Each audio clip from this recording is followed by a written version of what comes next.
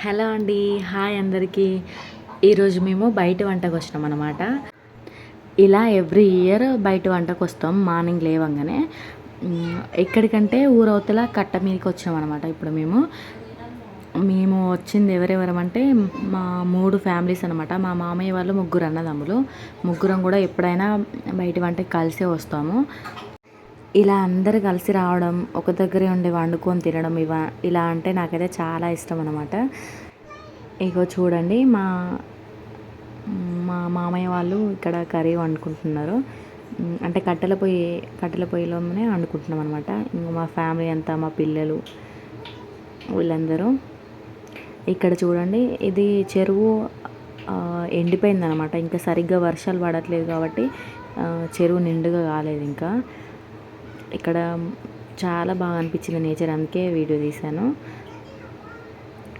అందరు కూర ఉడుకుతుంటే చూస్తున్నారన్నమాట ఎప్పుడెప్పుడు అవుతుందని. మా పాప అయితే ఏడుస్తుందని కొంచెం ఇటు తీసుకొచ్చిన నేను. ఇంకా మార్నింగ్ టైం కాబట్టి బ్రతికిపోయాను. ఇంకా డే టైం అయితే చాలా ఇబ్బంది పెట్టేది నన్ను. ఈ బయట వంట తర్వాత పెద్దమ్మ తల్లి వంట ఉంటుంది. ఇంకా అప్పటికి డే టైంలోనే వెళ్తారనమాట.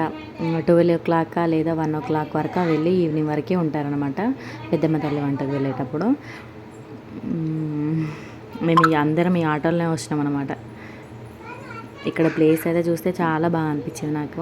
మా సైడ్ చాలామంది పత్తి గింజలు పెట్టి ఆల్రెడీ పోగుంటలు కూడా పెడతారనమాట. మేము కూడా తిన్నాక పోగుంటలు పెట్టడానికి పోవాలన్నమాట. మొన్న లాస్ట్ వీడియోలో చెప్పాను కదా పత్తి గింజలు పెట్టినామని. అందులోనే కొన్ని మొలవని గింజలు ఉన్నాయి.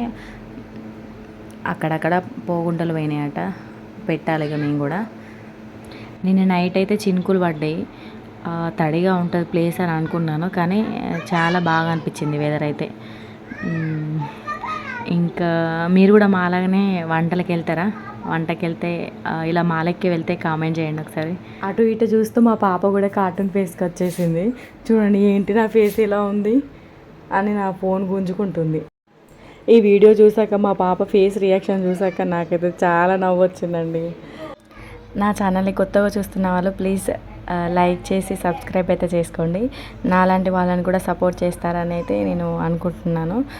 రెగ్యులర్గా మంచి మంచి వీడియోసే చేయడానికి ట్రై చేస్తాను నేను.